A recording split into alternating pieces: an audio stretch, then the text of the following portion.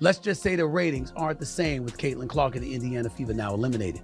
Game 1 of the Aces Liberty matchup on Sunday drew an average of 929,000 viewers. Was down nearly 50% from last Sunday's Fever Sun contest. By the way, not only was viewership down, attendance was as well. WNBA players are crying after Caitlin Clark's exit from the playoffs. They believe fans are against them for not sticking around to watch their playoff games. The recent stats from the semifinals have been revealed, and it is not looking good for the WNBA. Since Caitlin's exit, via questionable fouls going against her, the league hasn't been able to cope.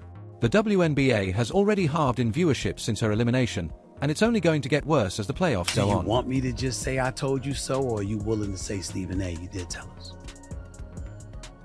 Really? Caitlin Clark is the golden goose. I mean, what kind of sport lets their best player get treated terribly all season, doesn't permit the Fever to have a home playoff game, then lets the league die and lose viewers after every single game? The NBA is the only sport where teams advance to a final and less people get interested after each round. Caitlin is now on her way to Europe, where she's supposedly taking a break, but she could also be tempted by a big money move to the EuroLeague. Could be a team overseas who would love to snatch Caitlin Clark away from us and give her a crazy offer. I mean, Ice Cube was about to give her $5 million to play in less than 10 games in the Big Who would Three. blame Caitlin if she made the move? She would earn 10 times the amount she's making now and would actually get treated correctly. The WNBA even took away her opportunity of winning Unanimous Rookie of the Year. One voter somehow cast a ballot for Angel Reese. That voter needs to be outed to the world now. Should have been unanimous. Should have been. I agree. Unanimous. It should have been unanimous. And one of the things that sticks with me is, well, she was the first rookie to get a triple-double. As for viewers, they are decreasing by the minute, and the WNBA is finally seeing the Caitlin Clark effect in full flow. Players believe fans only want to see Caitlin Clark, and they'd be right. AJA Wilson wasn't happy with fans calling her game boring. This year is more the year that I've seen anyone call my game boring than it's ever been. I'm like, okay, cool, whatever. AJA was clearly not happy with the decrease in viewers, even after winning MVP. But she hasn't had anywhere near the impact on the WNBA that Caitlin Clark has. Wilson, 28 years old, 1,000 points in the regular season. Why is that not the biggest story out at the moment? And why are we talking about Caitlin Clark? Why exactly? Why when Asia was releasing a shoe were we talking about Caitlin Clark? The magnitude of Caitlin Clark's absence from the WNBA playoffs extends far beyond raw viewership numbers. It exposes a deeper issue within the league, the fragility of its audience base, and how much it depended on a single player to keep its newfound momentum alive. Caitlin Clark was the lightning rod that drew attention not just to her team, but to the league as a whole. When the Indiana Fever lost to the Connecticut Sun and Clark's rookie season came to an end, the immediate drop in viewership was staggering. More than that, it highlighted an uncomfortable truth. Without its biggest star, the WNBA struggles to keep people watching. 2023 season, the WNBA had grown by 40% viewership from 2022 to 2023. But with Caitlin Clark's arrival, it's grown by 400% viewership. What that means is if the WNBA were continued to grow at the rate it grew from 22 to 23, it would take until 2028 to do what Caitlin Clark did this year. Viewership dropped by more than half after Clark was knocked out of the playoffs, a clear indication that her presence was driving a large portion of the league's audience. This isn't something that can be ignored or dismissed as a fluke. The WNBA has relied heavily on Caitlin Clark's star power to bring in viewers, and without her, the league has been exposed for its inability to retain that audience. Ever since, Angel Reese had that injury to me, and also coming off of Olympic break, Caitlin Clark separated herself. Yeah. She should have been unanimous. Now to celebrate her, one thing that people forget is as a rookie, she was the most blitzed player in the WNBA, and she still put up 19, 5, and 8 assists. This sharp decline in viewership is a wake-up call for the WNBA. For years, the league has struggled with low ratings and attendance, but Caitlin Clark's breakout season seemed to offer a glimmer of hope. Her games consistently drew record numbers, and for a brief moment, it felt like the WNBA had finally turned a corner. But with Clark out of the picture, it's clear that the league's newfound popularity wasn't as solid as it seemed. Without her in the playoffs, the WNBA has had a hard time keeping excitement high. Fans who tuned in to watch Clark's every move found little reason to stick around after she was gone.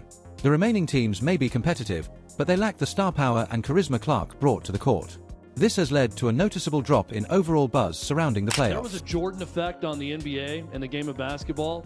I would argue at one point, early on, there was a Steph Curry effect on the NBA and on basketball also. You bet your ass there is a Caitlin Clark effect on all of basketball, and especially on women's basketball. One of the most troubling aspects of Caitlin Clark's exit is the way it happened. Throughout the season, she was repeatedly fouled and subjected to physical play that went largely unpunished. The WNBA, for all its praise of Clark's talents, failed to protect her the way a player of her caliber deserves. This wasn't just about a few missed calls, it was a consistent pattern of rough play that took its toll on Clark's body and ultimately led to her team's defeat. We don't want fans that are going to degrade us and call us names. I mean, we already see what's happening in the world. Something needs to be done, whether it's, them checking their fans or this league checking. The series against the Connecticut Sun was a prime example.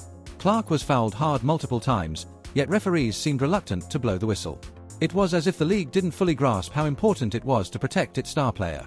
Fans watching at home were frustrated as Clark was knocked around with little intervention from officials.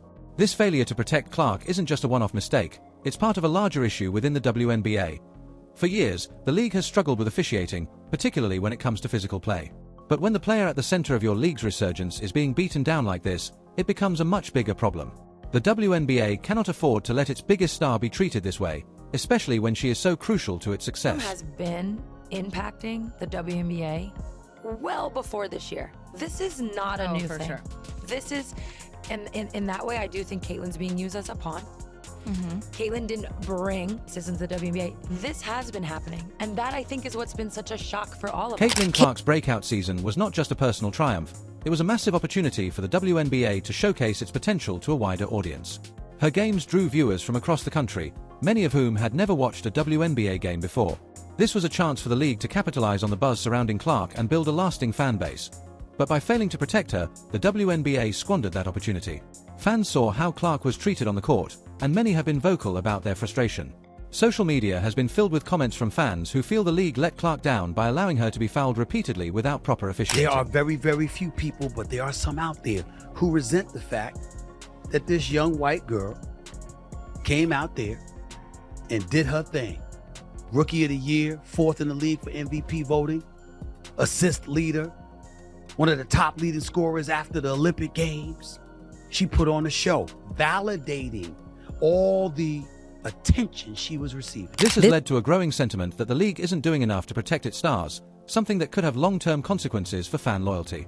Caitlin Clark has already done more for the WNBA in one season than many players do in an entire career. But if the league doesn't take action to protect her and others like her, it risks losing the very stars who are helping it grow. This isn't just about winning games, it's about the future. Number of viewers for WNBA games that Caitlin Clark is not in is like 3 to 4 million. When she's in the game, when it's her game playing, it's like 17 million. Yeah. Well, I also look at the attendance in the arena. Yes. It's 8 to 10,000 everywhere else. Caitlin Clark, 17, 18,000. As if Caitlin Clark's exit from the playoffs wasn't frustrating enough, another controversy soon followed.